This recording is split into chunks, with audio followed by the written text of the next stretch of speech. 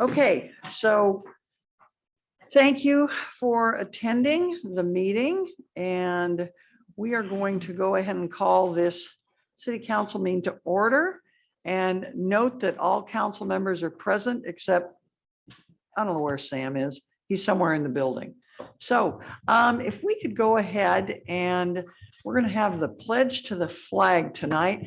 I didn't ask him ahead of time, but if we could have the county assessor, Jeff Prang, please step forward and lead us in the pledge to the flag. Thank you, Mayor. It'd be my honor. If you'd all please rise and place your hand over your heart and repeat after me. I pledge allegiance to the flag of the United States of America and to the republic for which it stands, one nation, under God, indivisible, with liberty and justice for all.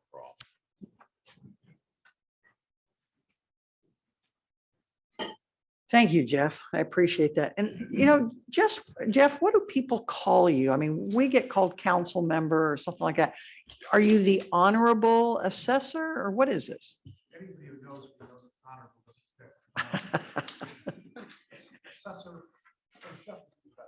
Okay, all right. Thank you. Welcome. Glad you both could come. All right, we are at item 3, which is the adoption of the agenda.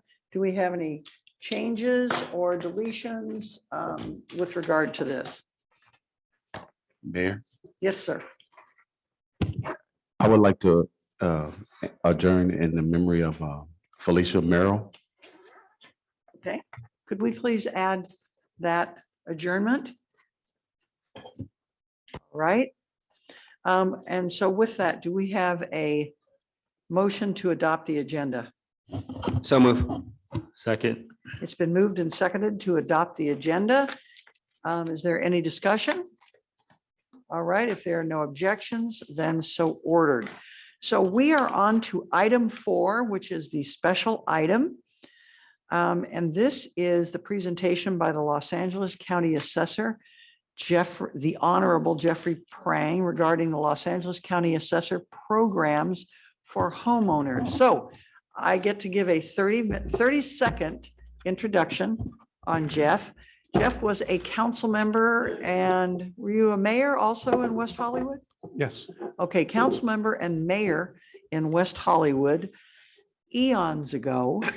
And we were in Contract Cities together, and I was Contract Cities president in 2005. And were you Contract Cities president in 2007 then? Mhm. Yes. Okay, 2007. And in between that time, both Jeff and I applied for the Harvard program. It was the summer program for Harvard, and lo and behold, we got back there. I think we were even at the Boston Logan Airport and looked at each other and said, wait a minute, what are you doing here? But anyway, we had a great time, and I still have tremendous memories being out on, remember that island when we were doing Oh, yeah. team building? Lots of fun, lots of fun. So anyway, Jeff has been county assessor for how long? 7 years. 7 years. Okay, and you have done an amazing job. So take it away, Jeff. Thank you very much, Mayor, and thank you for reminding me of how old I am and how long I've been around. But it's a pleasure to be here with all of you, to see so many friends on the city council. I've had a long relationship with folks from the city of Duarte for a lot of years, and it's a pleasure to be here in person. Pleasure to be any place in person after this pandemic. So we also have along with my remarks, we got a slideshow. So if we could begin, I guess. Yeah, have begun. Thank you very much. So I appreciate the opportunity to come here and share a little bit of information about my office and some of our programs, and give you a little bit of update about what's going on in the market in real estate market here in Duarte. As a former council member, I understand how busy your agendas are, so I'll try to be as brief as I can. I usually like to begin my remarks by not only explaining what we do in the assessor's office, but as importantly, what we do not do. I don't do the thing that everybody thinks I do, and that is I do not collect taxes. There's another guy who does that. Whatever. There's another guy who collects taxes who has a very intuitive title. He's called the tax collector. So those who are unfamiliar with the Office of the Assessor, I'm one of 3 countywide elected officials. The other 2 are much more famous, or maybe based on what we read in the newspaper these days, infamous than me. That's the sheriff and the DA. And thank you for keeping up the slides, because I think I'm forgetting to say slides. So I administer a department of about 1,300 employees located in 6 offices throughout the county. It's the largest local property assessment agency in the United States. We're responsible for determining the value for over 2.5 million real property parcels and business assessments annually. Next slide. In addition to assessing real property, we're also responsible for assessing what's called business personal property, which is furniture, equipment, and machinery, although it also includes aircraft, including commercial aircraft like Delta, United, as well as general aviation aircraft, mobile homes, boats, and even racehorses. Next slide. My primary responsibility is the production of what we call the annual assessment roll, which is essentially the inventory of all taxable property in the county. And the roll serves a number of critical functions. First, it's the basis for the property tax system. Secondly, it's an important planning document for a lot of local governments as they use this in preparation of their budgets in anticipation of property tax revenues. And then it also serves, thirdly, as an important economic indicator, giving some idea about the health of the local real estate market. Next slide. That being said, the most recent assessment roll produced last summer represents the 11th consecutive year of property value growth countywide. Last year, the total value of all property in the county grew by about $63 billion, or about a 3.7% increase over the previous year. The total value of all, the total assessed value of all property in the county was $1.7 trillion and generated over $17 billion in property taxes. And if it's assessed at 1.7 trillion, you can imagine that the market value is considerably higher. Jeff, I have a question. Has it ever gone down? It did. It went down in the recession of 2008 to 2010. Significantly, or About 550,000 single-family residential properties were devalued during that time. I see. Thank you. But the reason the assessment roll is fundamental to the property tax system. It's really the reason why we exist, to generate property taxes, which pay for city services, school services, almost any service that the average person in the community relies upon is funded significantly by property tax revenues. The next slide. To give an idea what's going on in the local Duarte market, we've included a table here of property value growth percentages and parcel counts for the city of Duarte, as well as a couple of other neighboring cities. As you can see, the city of Duarte experienced a growth rate of 4%, just a little bit above the county average. The total assessed value of the city last year was almost $2.7 billion. And we're optimistic that that's going to continue to show robust growth in the near term. Hopefully I can come back sometime after July 1st when we start the new roll year to give you some updates. In the a little bit more on market data, it's probably no news to any of you that that the housing market in Los Angeles over the last 2 years experienced 2 years of record highs. Housing prices increased so much that the median sales price of homes reaching $1 million became the norm in over 50 communities and cities in LA County. Last month, the median sales price of a single family home in the city of Duarte rose to $696,000. And we could see in the chart that I've included here, some of the median sales prices of homes in the Duarte area. Monrovia has already hit the $1 million mark. One of the things that next slide, please. One thing my office does that a lot of folks don't know is while I'm not a revenue agent per se, we are responsible for helping taxpayers save money on their property taxes. And we manage a number of programs for seniors, veterans, the disabled, and for nonprofits. In fact, last year we helped each of these categories realize about $650 million in tax savings. The one I want to talk about tonight, though, is the homeowners exemption. This is our most accessible tax savings program. It's available to anybody who owns their home and who lives in that home as of January 1st. It allows me to reduce your assessed value by $7,000 for tax purposes. saves you about $70 a year on your property taxes. I know it's not a lot. The legislature has never increased it, but but we do know that in the city of Duarte, about 33% of all homeowners, about 1,600 individual homeowners who we believe qualify for this tax savings program have not signed up.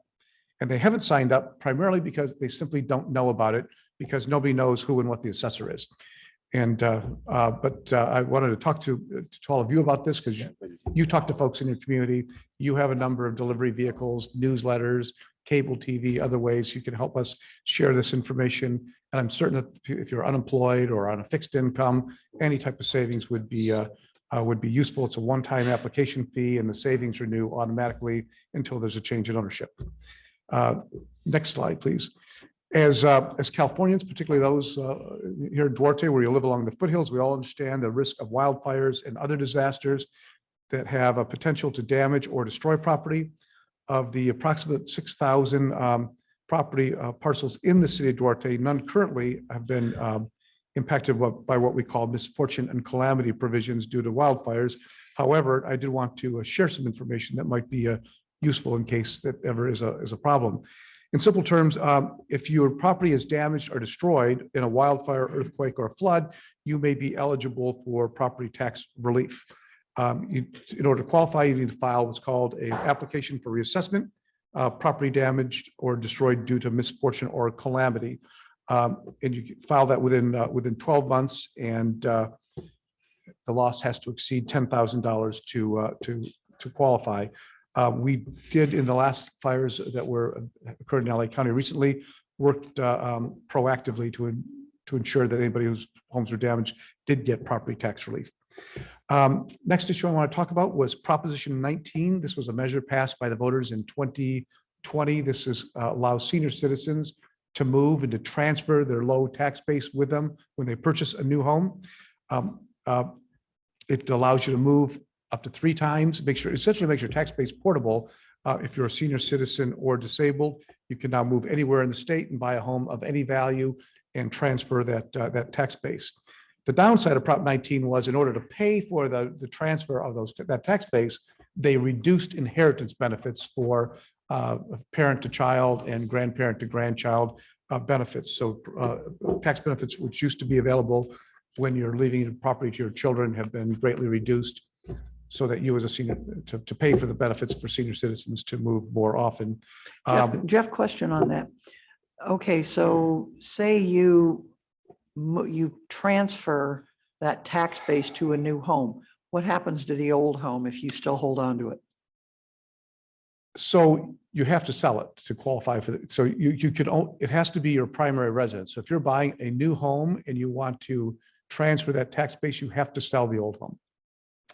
You couldn't rent it out and keep whatever and have that new tax. That's actually a nuance I don't know, but I do know that the home that you're vacating will be reassessed to market value. Right. Okay. But I don't know that you can transfer the tax base unless you actually sell it. I will. The nature of your question is interesting, though, because the way Prop 19 was written and the way it was adopted was an absolute dumpster fire. It was administratively unenforceable the way adopted. And there's actually a lot of problems. People are transferring their property values, and they're getting tax bills that they're not supposed to get because we haven't processed them yet, because they passed a measure and didn't give us the instructions on how to do it. And we didn't get those until just very recently.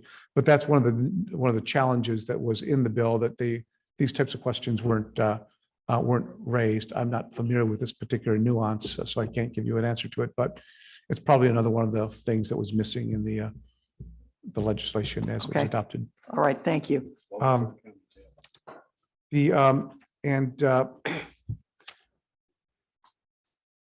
Assessor, Yes, sir. can I ask a question really quick, just to, make it really simple? Let's just say I'm paying $1,000 property taxes, right? And then I want to find a new house.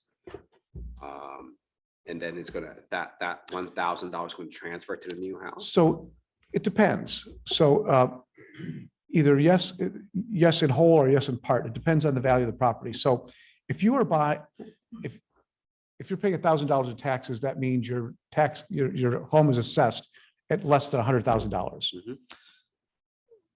And you're going to buy a new home. Let's say you're going to buy a new home for $900,000. Mhm. Well, the home that you're paying $1,000 on, we have to look at the market value of that property. Mhm. So let's say the market value of that property is also $900,000. You're buying an equivalent home. You can transfer that tax base and you won't have any change to your taxes. Really? But if you decide to buy $1.5 million home, then you are going to have a change in your taxes. You, the $900,000 that your current home is valued at, Uh-huh. compared to the $1.5 million home that you're buying, Uh-huh. there's going to be a blended rate of your transferred amount based on your $1,000 in taxes, and the value over that $900,000 will be taxed at market rate. So the $900,000 being appraised at, or it's being valued at, it's still going to be 1,000, but the delta, it's going to be additional. That's right. Wow, that's cool. It's confusing. So it'll still be a better tax rate for you, but it won't be a one-for-one transfer. If you purchase a home of equal or lesser value than your current home, there'll be no change in taxes. If you're buying a more expensive home, there will. Okay, cool. This is cool. So, which kind of brings me to the end of my presentation. I do appreciate the opportunity to share with you this information, and that folks are watching at home, and hopefully be useful for them as well. I did want to invite everybody to sign up for, if you own property, we have a very informative monthly newsletter that we send out. You can sign up for at our website. And our website has all types of cool data about property in LA County, including a lot of specific details about what's going on in the city of Duarte and other cities. And urge you to check out our new website. Happy to answer questions. And Okay, do any of my colleagues have any more questions for Jeff? Not necessarily a question, but I do want to thank you for coming to our meeting. I know that we had the opportunity to speak, and I believe you spoke also with my colleague, Councilmember Trong, and we were encouraging you to come because we hadn't seen you in many years, other than at I met you at contract city events and so forth. But I think it was nice of you to take some time out of your day, and you are a public official in most ways. And we appreciate you coming out. And this was very helpful. I think this is information that I know our city can share with our residents, and maybe even have a workshop on that, the transfer of the Right. property tax and so forth, and even some of the benefits that you have. I like how you put it. I'm not going to tell you necessarily what we don't do, but what we do. Right.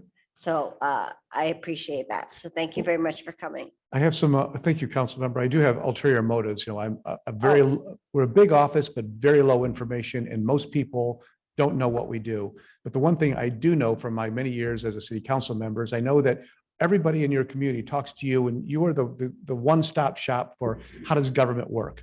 And my view is, if the more information I give you, the more knowledgeable you are about my office and the programs that we provide that help our mutual constituents, the better reach that my office has. It works good for both my office as well as the city of Duarte. Okay, any other questions, comments? Jeff, thank you. Thank you so much. It's So, great to- so fun to see you. Best of luck in June. Thank you. I'm praying for a 50+1 Me too. and give my best to Ray. I certainly will. He Thank is you. one of the great piano players I know. I'll be sure to do that. Thank you so much. It's great to see you all. Thank you all. very All much. right. Thank you. Thank you. Okay, we are on to item 5, which is announcements of upcoming community events. And we have the irrepressible Joanna G that is going to come up.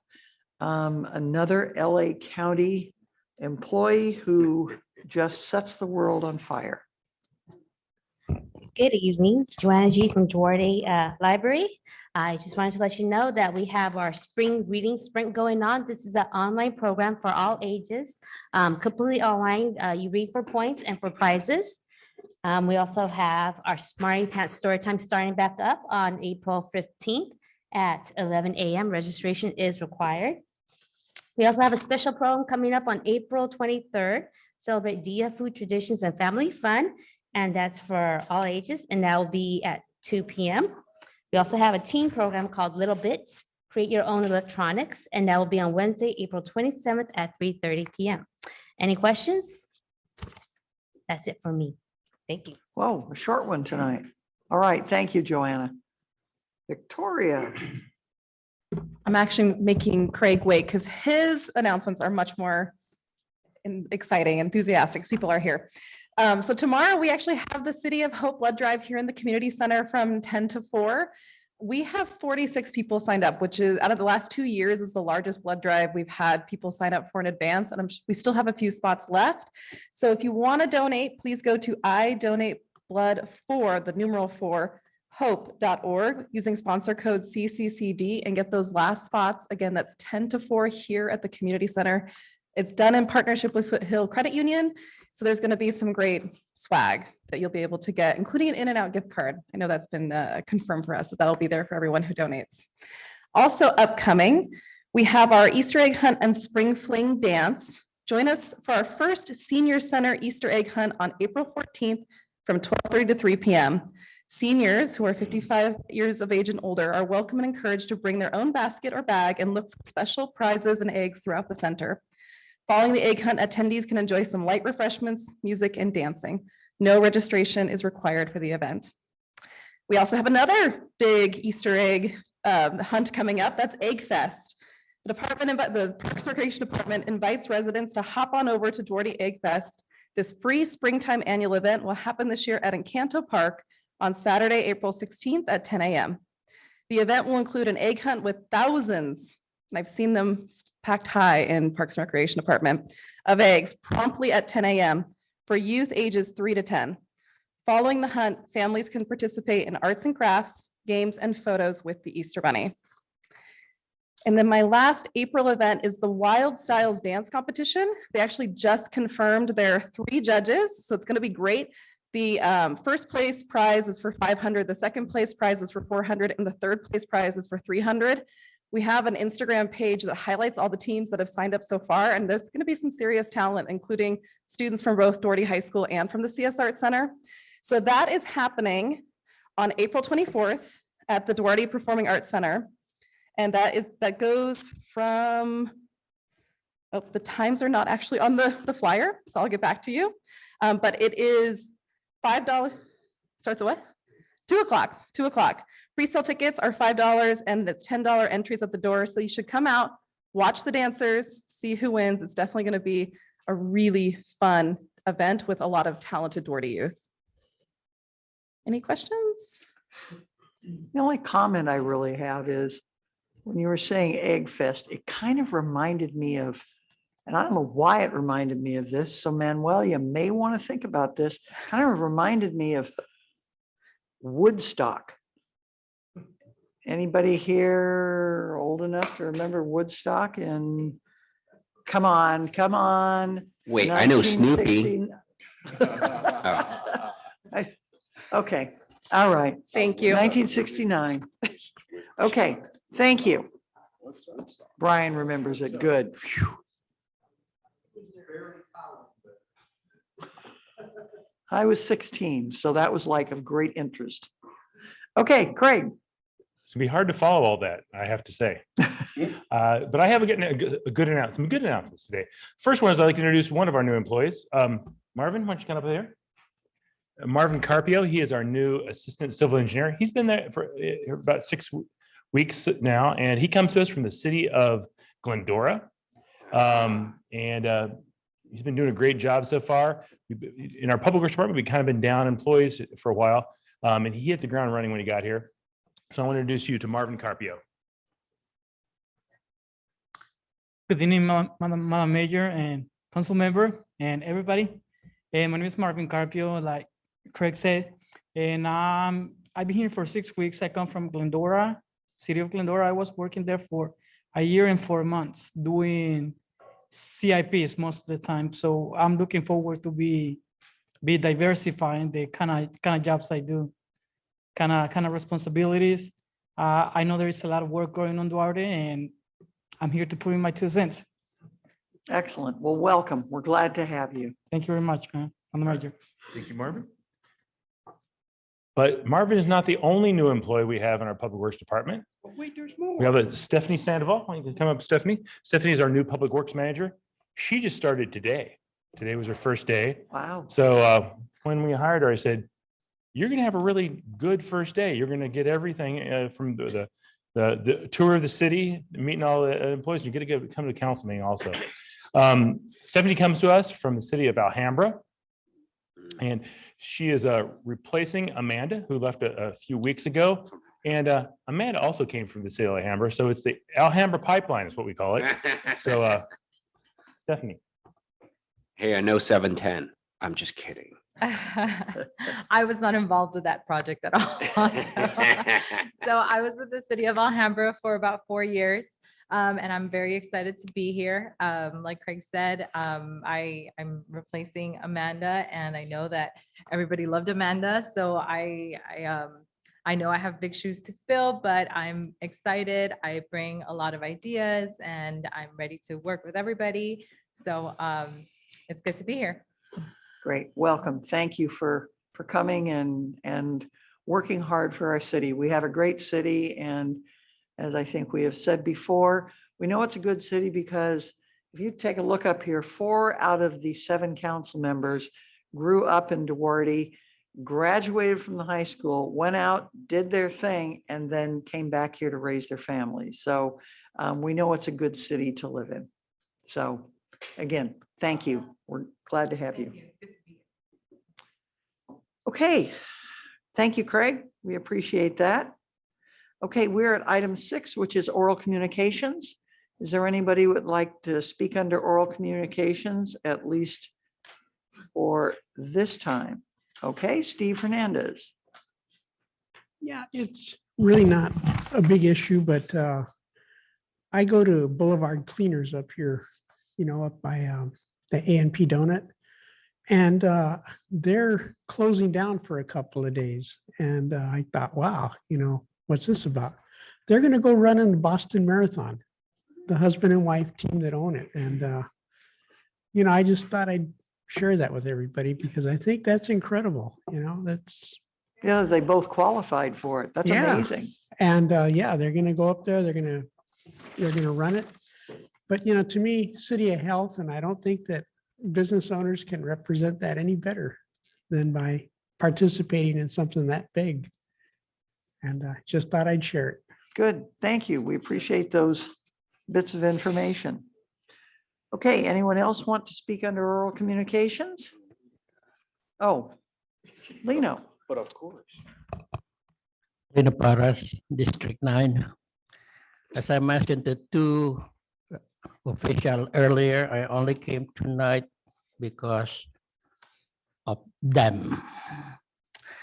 I'm glad that I attended the fashion show this weekend. It was awesome. I think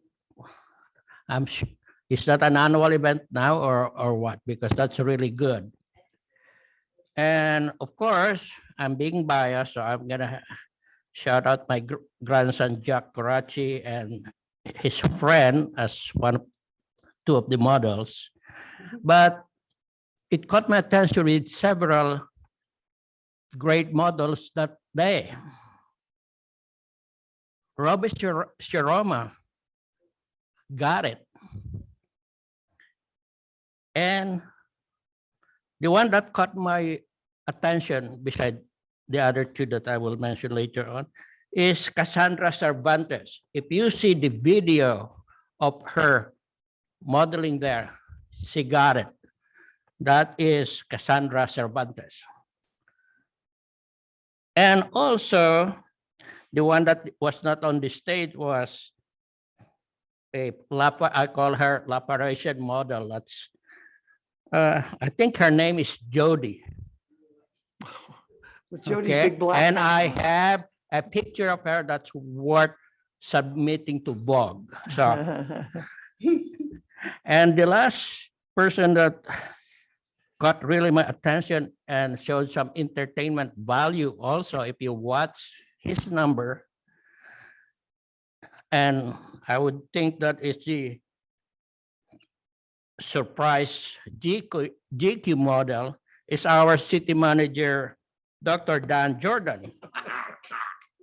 Now in my book, listen to this, now in my book, it's a coded word. I'm gonna nickname him from now on Magic Dan.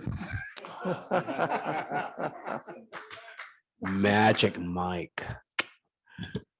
Are you too sexy for this dais? Whoa, okay, Sam, we're gonna wrap this thing up right now. I'm too sexy for this city council. Okay, so thank you very much. Now if there is no one else that wants to speak under oral communications, we're going to go to the consent calendar. Are there any items that people would like to pull? Okay, Sorry, I think I have a quick question for Craig, and I think it's F. okay, Can I pull Sure. it for discussion? sure, pull it for discussion. I would also like to pull 7J. So are there any others that people want to pull? Okay, so do we have a motion to approve all the items on the consent calendar except for F, 7F and 7J? Move consent. It's Second. been seconded. Second. Is there any discussion? Any objections? If not, so ordered. Okay, so let's go with 7F. Go ahead. Really quick, Craig, 7F, is that the one on Santo Domingo? Is that the townhomes, the 3-story ones? Yeah, Did we find out about the trees? Is that gonna yeah, be? the developer is going to be working with the neighbors to do the best they can to get the trees in there. And we're also going to have them had a discussion with the neighbors about possibly even working with them if the trees work better on their property. Okay. That's it. Thank you. Thank you. Okay, that was nice and short. Okay, item 7J. Okay, that is the item I wanted to have pulled. I think it's important that we bring this up just a little bit. Item 7J is the payment authorization to the city's insurance provider, which is the California Joint Powers Insurance Authority, for a confidential settlement agreement with a former city employee and approval of a general fund budget amendment. The reason I bring this up is I think most of us up here know who that employee was. Obviously, we're not going to bring this up. But it's interesting when people sue, they always think, oh, the money is coming out of an insurance pool or a commercial insurer, so it's not really going to impact the city. Well, you know what? It does. It absolutely does. I can't go ahead and talk about the entire amount, but I do know, I think we'd have to say we have to write a check for $150,000 as only a portion of this settlement. And I think this is probably one of the more despicable payments that we have had to make. Again, we've all known this employee for many, many years, and the people here that are with us right now were not responsible for this person suing the city. But I asked our Parks and Rec director today, I said, tell me, what would $150,000 buy for this city? Okay, and remember, this is something that people think, oh, it doesn't matter, it's coming out of the insurance pool. Well, it is, but gee, we had to go ahead and write a check. So what could we have bought? A new roof for the fitness center? Playground equipment for Duarte Park? Something for our senior center for the seniors? $150,000. Supposedly, this person loved this city. You love this city and you go ahead and you sue the city? Yeah, that's not right. That's not right. I'm sure this will get back to this person that I've made these remarks, and I'm okay with that. Because I'll go ahead, I'm involved with risk management in the city, and I cannot believe that we had to go ahead and go this route. I do not hold any of our current employees responsible for this. But I am absolutely outraged about this. When this is money, we scrimp and save. I think most people know out there, we get paid, what is it, $500 a month up here? $500 a month. It's 1 tank of gas. Yeah, just about, just about.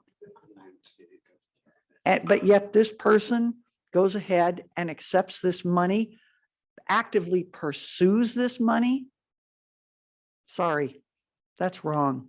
That's just wrong. And so obviously we have to vote for it. I will vote for it because we don't have a choice. We don't have a choice, but I just want to say, shame on you. Shame on you. So with that, we are going to now vote on item 7F and 7J. And do I have a motion for those, please? Motion. Second. Okay, it's been moved and seconded to approve items 7F and 7J. Is there any further discussion? Any objections? If not, so ordered. Okay, so that was item 8. And now we are at item 9, which is our business item. So let's go ahead. Who's taking 9A? Is that going to be you, Brian? Okay, perfect. Thank you.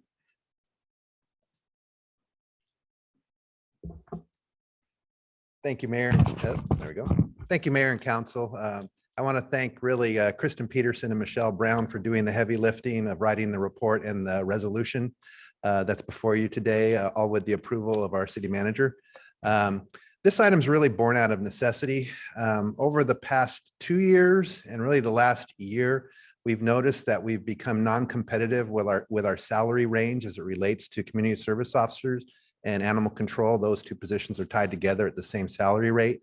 As you know, we have and we used to have a very robust CSO community service officer program. And I say had because currently we're at 2 officers and 1 officer only works 1 day a week because he's full-time as a CSO for another city. And he loves us so much, he never wanted to leave us completely. You know, we're allocated again for 7 officers, but right now we're down to 2. For this past year, we've conducted interviews twice. Our pool talent level has dropped significantly as to who's applying. And for those that do apply, we interview almost the entire applicant pool. We're experiencing no-shows, and this is after having numerous calls and emails to confirm the appointment of the interview. If we do extend the hiring offer, they can't pass a background with the sheriff's department, or they refuse our offer because they found employment elsewhere at better pay. And so that's extremely problematic. We are struggling to enforce street sweeping right now and overnight parking because we just don't have the staff. We're also down to 1 animal control officer and haven't been able to fill that position.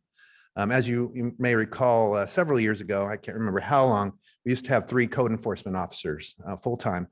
We then, when 1 left, decided to try going with 2 part-time animal control officers to see if they could take over all the duties of animal control, leaving our 2 full-time code enforcement officers to strictly almost handle exclusively code enforcement. It's worked well. The only problem is it's a part-time position. Retaining people that are quality people, because we've had some really excellent animal control officers, is problematic always. And it always is going to be with a part-time position. But in order to really make these key hires for the city, we have to be competitive, and we've dropped way behind. As you might not know, but part-time employees do not get an annual guaranteed raise when we negotiate our full-time. It's very seldom are they reviewed and looked at. And so because of that, we've just really fallen far behind other cities. As you can see on the salary survey, we're almost $6 less than the median. And we're barely above really what's our minimum wage. So somebody working Del Taco is making close to what we're expecting our CSOs and our animal control officers to do, with a lot more work to do, effort to do, and just liability. So I stand before you today really to ask for your and to recommend that it's the City Council adopt resolution number 22-14 to approve a revised citywide salary and pay schedule that is attached as Exhibit A that will go into effect April 17th, 2022, and a budget amendment of $9,000 to account number 1205-7003. And just so you note, the fiscal impact is projected at $4,500 a month, so $54,000 a year annually. Are there any questions? Go ahead. I would just say that I think that our staff does tremendous work, and I think our staff are the most important people and the frontline people that are making sure that our city is cared for. And so I make the motion to approve. I second. Okay, it's been moved and seconded to approve staff's recommendation. Is there any further discussion? Any objections? If not, so ordered. Thank you. All right, thank you. We appreciate the work that they do. And I do see them a lot around, so I appreciate them. Hey, are we going to get more, perhaps? We're going to get up to 7. Okay, terrific. Thank you. Okay, now we're at item 9B, and I believe this will be our Parks and Rec Director. Let's see if I can make it as quick as Mr. Villalobos here.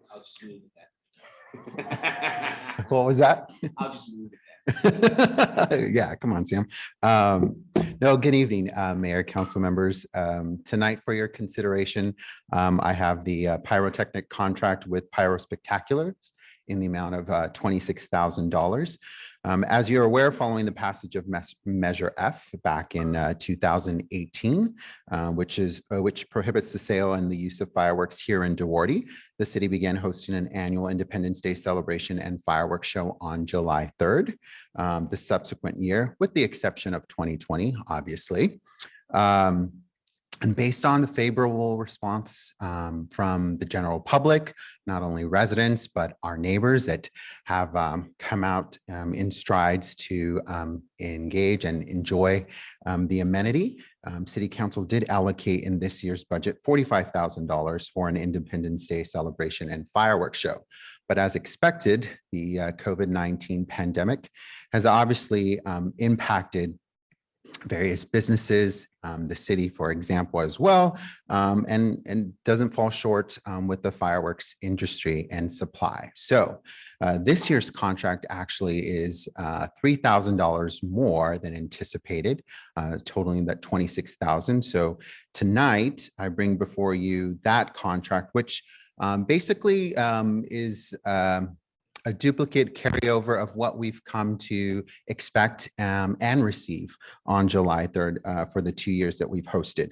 The service will, the full service program obviously includes the synchronized music, the pyro itself, followed along with the dedicated and certified trained staff that they come out and set everything up. So in addition to that, a legal note to note is that all of the contract itself also includes the required permitting and the verified insurance by our not only city attorney, but our risk manager as well. So tonight I'm asking that council consider approving the $26,000 contract in addition to amending the budget with an additional $6,000 so that we can cover the increased costs in the contract, and then also some of the increased costs that we've been experiencing through other events that we've been hosting, like with regards to our furnishings. Nowadays, when we rent tables and chairs and stage and sound, it's costing us more. And we've seen that through our city picnic, our holiday in the park, and so forth. So that kind of sums up my staff report. The contract was attached in that report. Any questions? Okay, go ahead, Tony. How you doing, sir? I'm well. How are you, Tony? I'm well, thank you.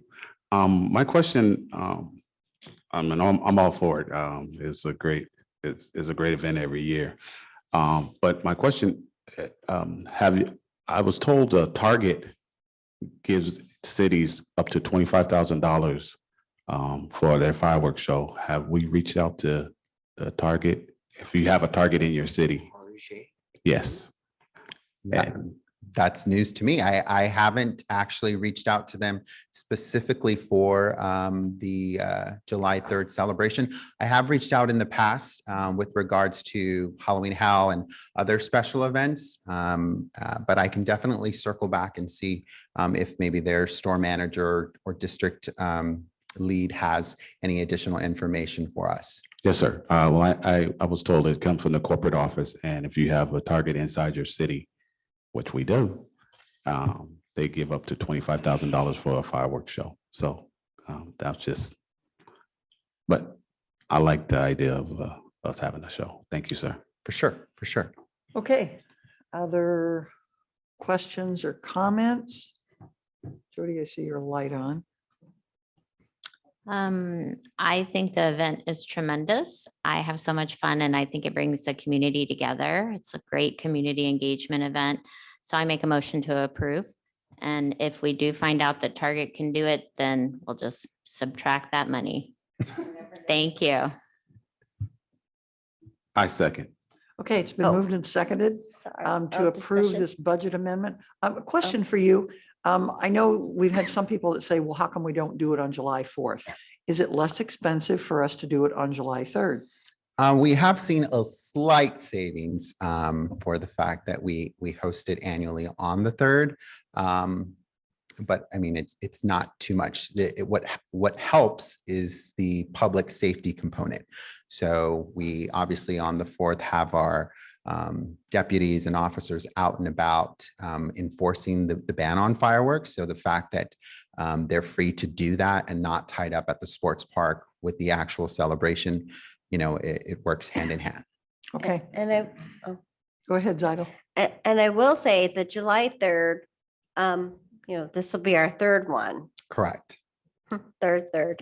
When I would stand in line for the food trucks or subsequent years, a lot of families, especially the adults, are thankful that it's July 3rd because they're working July 4th. People don't think that, but July 3rd just happens to be a day that they're able to participate in something like that, because on July 4th, they are working. Not all of us get certain holidays off. Maybe they get time and a half on July 4th, but either way, they appreciated that we had a July 3rd, and they can go to Monrovia or another city on July 4th. Ours is still better. Remember that, even though you're new. And I hope to see you there.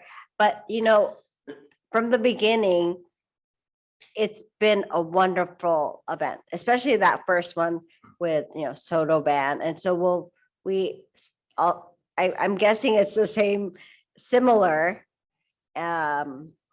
I have my people. staff working on the musical details? entertainment for the event. I can't guarantee that it will be Soto Band again this 3rd year.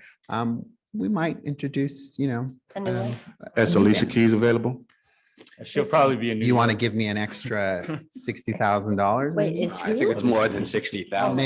Maybe, yeah. But you know what? Dr. Jordan said he's going to do a catwalk over there, right? Oh, Or maybe we can get, maybe yeah. we could get the winner of the dance to competition to come back for July 3rd. perform. Yeah. Yeah, that's a great idea.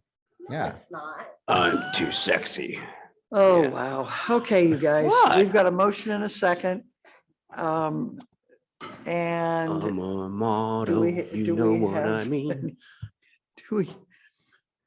You know what? I think I'm just going to answer this as long as Sam's.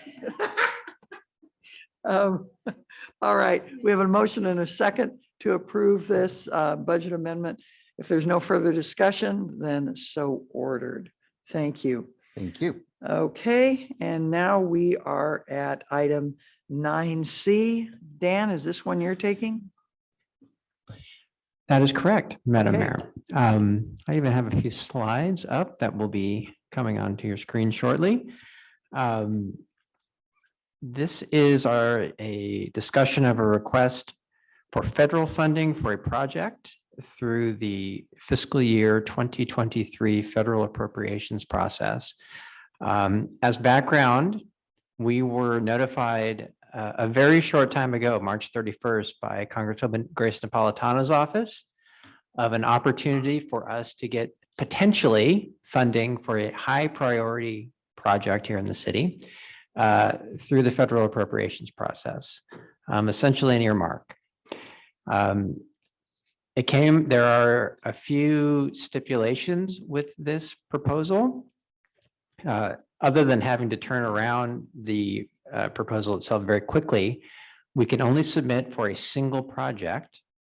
And all of the information has to be to the Congresswoman by April 15th. That's Friday. So this is our opportunity to discuss it. Next slide, please. Given the project criteria and the turnaround time, staff's recommendation to you is that we submit for funding the Donald and Bernice Watson Greenbelt Trail Improvement Project, what we otherwise call the bike trail or the walking trail. We would recommend submitting a request for $1.6 million in federal funds. We would also recommend that we put forth a pledge of a local match, as that is one of the criteria that they will be examining for awarding the funds.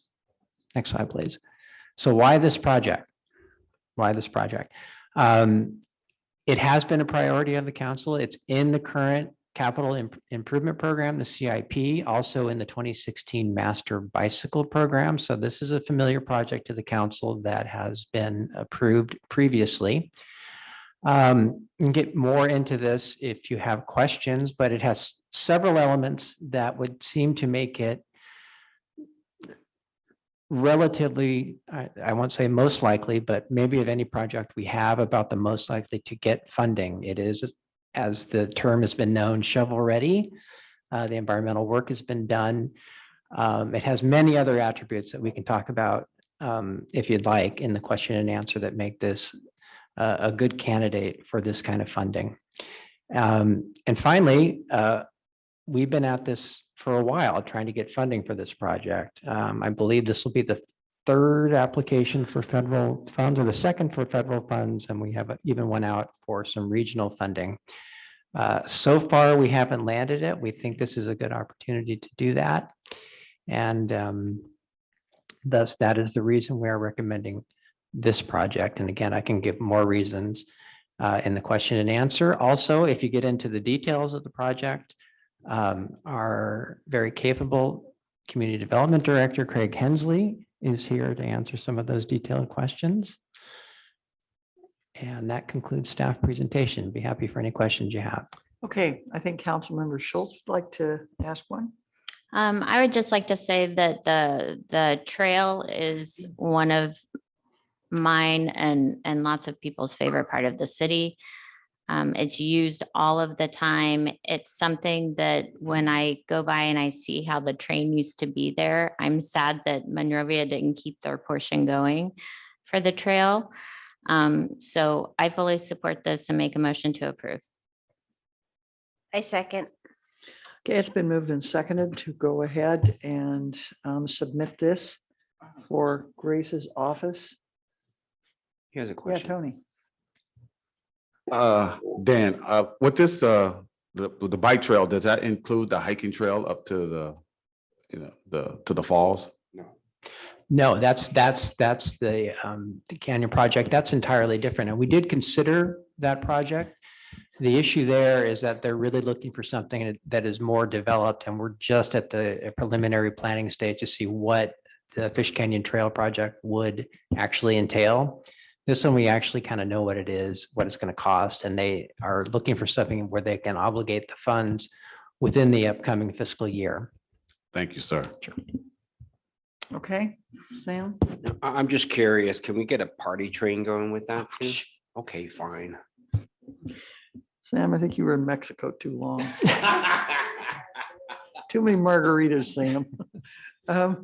Okay, and I fully support this. This has been on my radar for a long time, and people, they always talk about kind of a downtown, or where you can go and meet your friends. That bike trails where you meet your friends. It's I kind of look at that as our Cheers, where everybody knows your name. You walk on that bike path and you see so many people So I am just so in favor of this, and hopefully we will get funded for it. So is there any further discussion or any objections? If not, so ordered. Okay, now we are at item 9D. And this is the second reading and adoption of ordinance number 909, amending chapter 2.0202 of the Duarte Municipal Code regarding by-district elections and adopting a new city council electoral district map. Does anyone need any further information, or you want to make a motion? Second. Okay, it's been moved and seconded. Oh, I'm sorry, I thought you did. So moved, and then you can Okay. second again. Okay, so we have item 9D, which is the second reading and adoption of this ordinance. Is there any further discussion from anyone? Okay, and I think there will probably only be one objection, and that would be me. But go ahead. Ty, you look like you want to say something. I was gonna say, roll call, please. Okay, roll call. Councilmember King, Yes. Councilmember Lewis, Aye. Councilmember Trong, Yes. Councilmember Schultz, Yes. Councilmember Garcia, Yes. Mayor Pro Tem Paris Karachi, Yes. Mayor Finley. No. Okay, that passes 6-1. Now we're at item 10, which is continuation of oral communications. Is there anyone in the audience that would like to speak on an item that is not on the agenda, that did not speak before? Okay, seeing no one step forward, now we are at item 11. Could be a record, guys. Item 11, this is items from different members up here. So we'll go ahead and start down there with Brian. Do you have anything, Brian? Oh, whoa. I usually don't, and we're running so well here, but it won't be long. I did just want to mention that last Thursday, Councilmember Schultz, City Manager Dan Jordan, and myself all met with the District Attorney, George Gascon. And I note this because I know that they tweeted out that meeting after our very productive meeting. I felt they did have a professional photographer take us into his office and take very nice shots of all of us. And they posted later that District Attorney George Gascon had the pleasure of meeting with City of Duarte Councilmember Jody Schultz, City Manager Dan Jordan, and Public Safety Director Brian Villalobos on Thursday to discuss how the DA's office can work with Duarte to address their public safety needs. That's exactly what it was. Some people obviously are going to tweet negative things about all tweets, but just to set the record straight, we weren't there to discuss his potential recall, whether he should go or not. We weren't there to really talk about his policies that we don't agree with, or at least I don't. But we were there to figure out a way to work with him because he is an elected official. He is our district attorney. And bottom line, he is the only person we can work through to solve some of our problems. Most notably, our habitual problem of Mr. Smith, who I've talked about before. By the way, he's still in custody. He did go to court yesterday. And thanks to the conversation we had, they did file additional charges. So we're very hopeful that Mr. Smith will get the help he needs. And in the future, should we have habitual offenders, I do have a contact of the law enforcement liaison for the DA's office that I can reach out to, who will work on our behalf with the district attorneys to make sure the appropriate charges are being filed. So overall, very productive. Again, he is the district attorney and he's the only game in town we have to work with, and that's why we were there. Are there any questions? Yeah, what happened to the other district attorney that we were trying to work with from other cities? Oh, we're still going forward with that problem. That's Silver and Wright, who handles our code enforcement. Okay. And they're only going to prosecute the municipal code. Unlike other Got it. cities, like I believe Manhattan Beach and Whittier, that Manhattan Beach, I know he rejected their proposal to prosecute penal code and health and safety code and everything else outside of the municipal code. So they cannot. I believe Whittier is going to get rejected as well. But a city has the right to prosecute the municipal code, and so we do not need his approval, and we're going to move forward with that. We've already started. Great, thank you. You're welcome. All right, thank you. Thank you. Appreciate that. Okay, Craig. Craig, I drove by the crumble cookie place today. I thought maybe I'd be smelling cookies coming out of there. Okay, Story. all right, I'm going for it. Craig's gonna start making cookies over there. Okay, our Director of Parks and Rec, nothing. Dan, Nothing tonight, Madam Mayor. okay, Ty, Nothing tonight, y'all. thank you. Here, we'll start with, let's go ahead and start with Zeidel tonight. Well, I want to welcome the two newest employees. I appreciate you picking Duarte. And I would like to also ask, and no offense to the two of you, is when we have a new employee, regardless of the level, I met Alex the last couple of times. He's a new, I call it the yellow shirt, still sorry, back in yeah, custodian. But he's Alex. And I think it'd be nice to put a face to, and maybe I'm much more observant. Luckily, I can still read without the glasses, their name on here, but I look at their face, I'm like, I don't know you, who are you? And I think it's appreciated by the employees, regardless of what level they are. And if it's custodian, if it's the part-time people, I know the years I've served here, I always think they're the ones with the keys to the building. So if there's something that, I need to get in for some reason, but I know them, I don't need to flash around my title or anything else. They'll know me because I said, hi, who are you?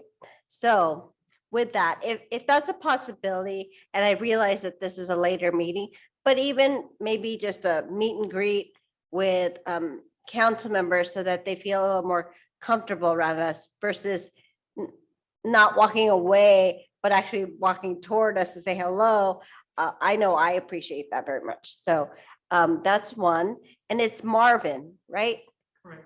Okay, I was thinking Martin and then Stephanie. So welcome to you. And then lastly, you saw Mr. Paris mention the fashion show, and my son, Jack Karachi, was in the fashion show with his friend, our neighbor's daughter, and he had a soccer ball. They all played the part. She carried a skateboard. And I want to thank Marilyn Mays, as well as the Parks and Recreation staff. In addition to that, Macy's, who actually allowed the models to go to their stores in specific timelines to pick out the outfits, and then they saved it and they brought it here and then offered it to the models at 30% off. And I think the timing was great because it's right before Easter. A lot of people I know Jack did. It was Adidas soccer shorts and t-shirt, but the little girls in the floor dresses, I think there was only like maybe 6 things left on the hanging thing. I know he walked out with his outfit. I hope you paid, but but they offered it at 30% off.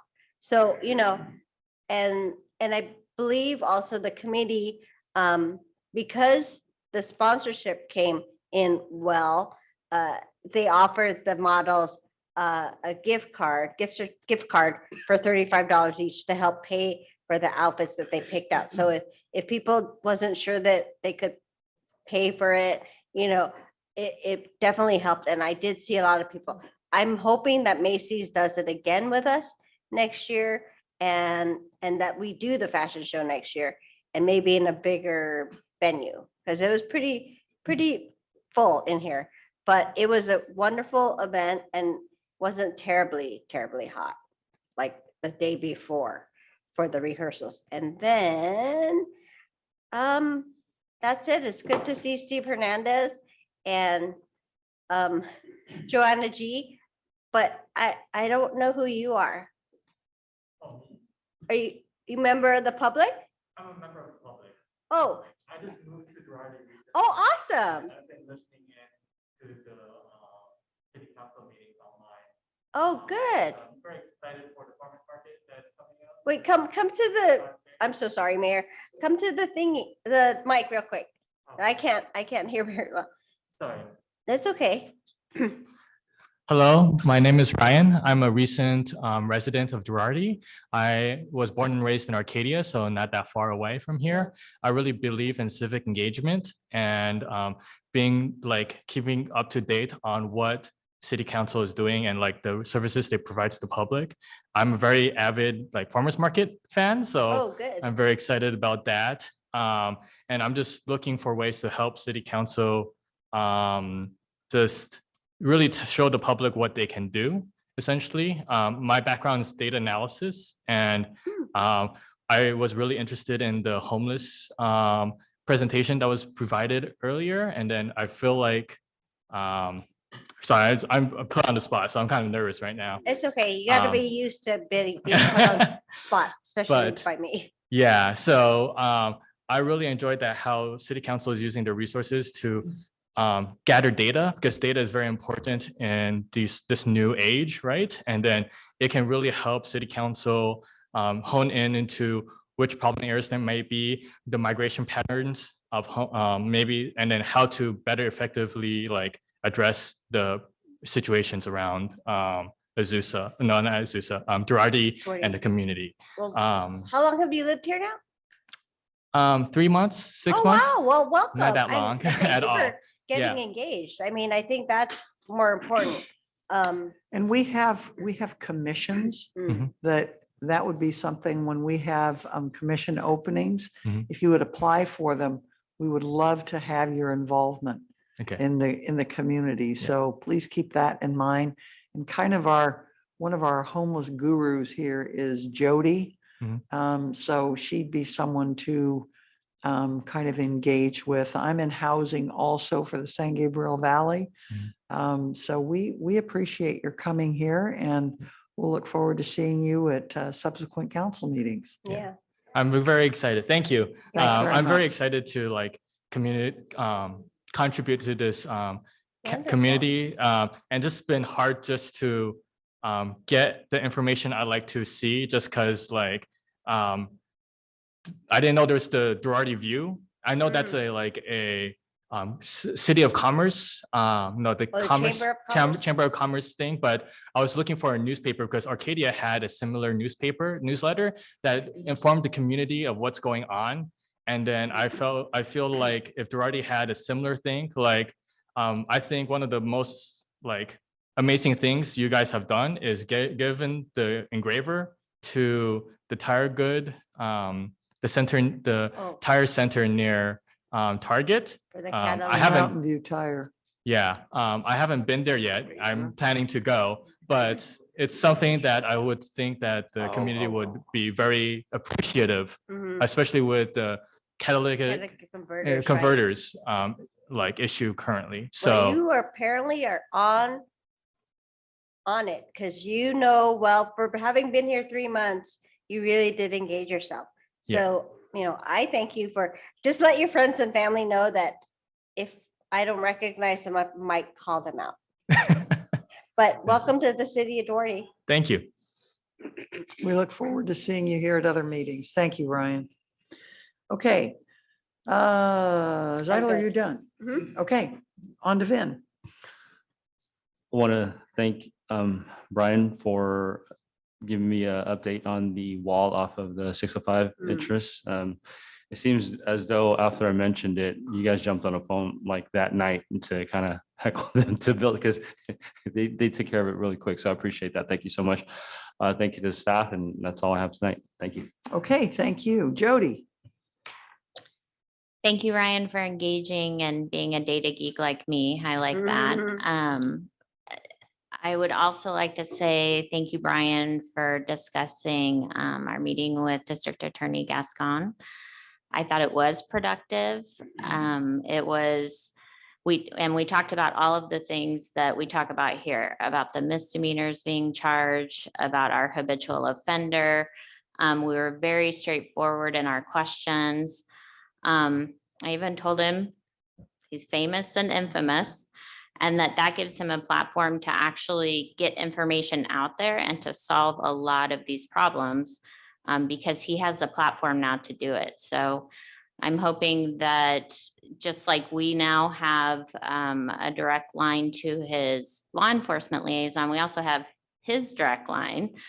I hope that other cities will take advantage of it and so that we can move forward and get what we need for our communities. So thank you, Brian and Dr. Jordan, for attending. That was, for me, that was a very good meeting that we were able to stand up for our community and get the support that I feel we need. So thank you so much to everyone for everything. Hey, thank you, Jody. Okay, Caesar. Thank you, Mayor. I just want to say welcome, bienvenidos to Marvin and Stephanie. We're excited to have you, and I'm excited the way you express yourself. Welcome to the city of Duarte. I also want to share how much fun I had on Saturday at the fashion show.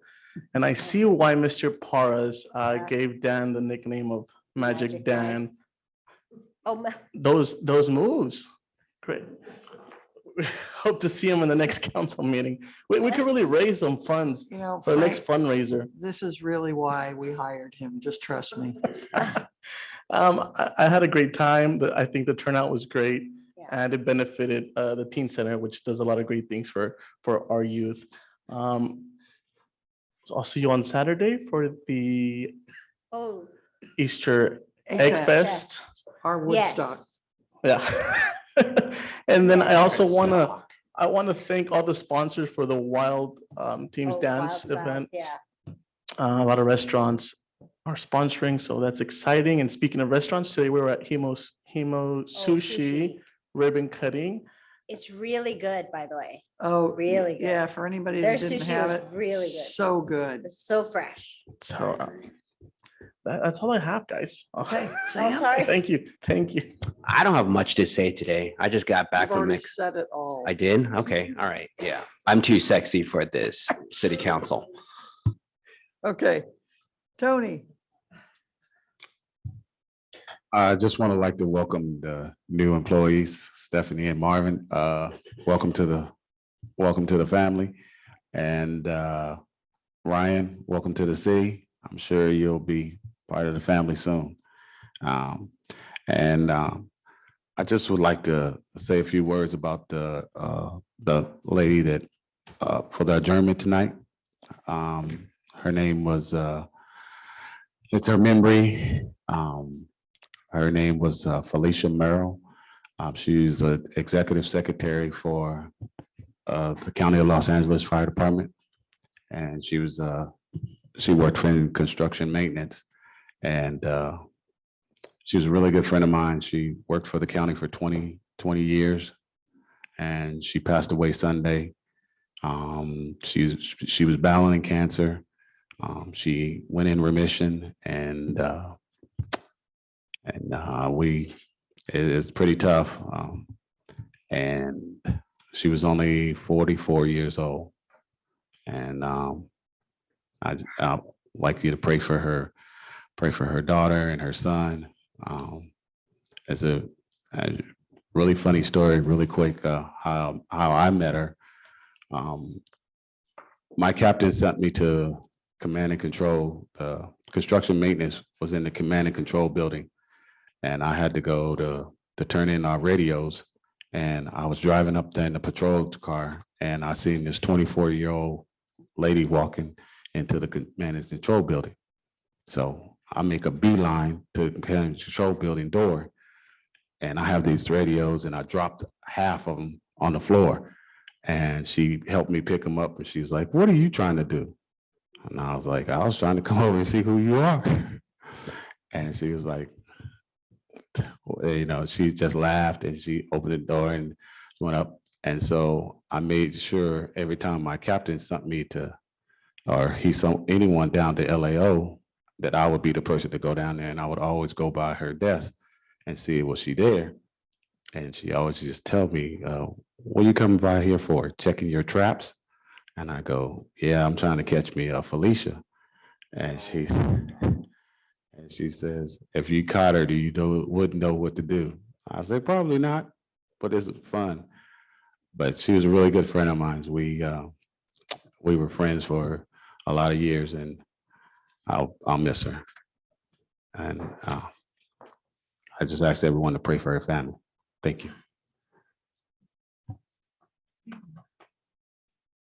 Okay, thank you. The only thing I will talk about right now is the 3 people, in addition to Tony's, that have recently passed away. It just seemed like we've had a kind of a spate of these. First of all, I'll start with Oscar Bullock. For any of you that knew Oscar, he was a real character, lived over on Fernley. And he was, like I said, he was 1 in a million. So our heart goes out to their family and we will, here we go. We will keep them in our prayers because like I said, Oscar, he always made me smile. Another one is Steve Baker. Many of you knew Steve. He was really kind of a foothill historian. All along the foothills here. He was also the treasurer of the city of Monrovia, and we've lost a real historical giant with Steve Baker. Yeah, Steve Baker. I know. And finally, Dr. Art Riggs. Dr. Art Riggs has impacted probably more people in this room than most people realize. Art Riggs was born in Modesto, so he's a true California kid. He's born in 1939. He attended the Cal State University, San Bernardino, and then he went on to get his, he was a PhD from Caltech. And for any of you that don't know, Dr. Art Riggs is the one who synthesized insulin. So you no longer had to use pigs for insulin. So this was, it's called Humulin, and he had the patent on it. And over the period of time that he worked at the City of Hope, he was able to raise over $250 million with his patent to give back to the City of Hope. A real giant of a man, a nice man, for any of us that had been down to the City of Hope a number of times. He just was, he was kind, had a great personality. He will be very sadly missed. So those 3, we've, like I said, we've lost some giants this week. So with that, I have adjournment letters that we can all sign. And once again, welcome to our new employees. We're glad to have you here. And I hope you like working here in Duarte as much as we all like working here in Duarte and representing the citizens of Duarte. So with that, do we have a motion to adjourn? Motion. Second. Motion. You know what? Second. That's it. As long as Sam doesn't start singing, "We're too sexy for whatever," we're out of here.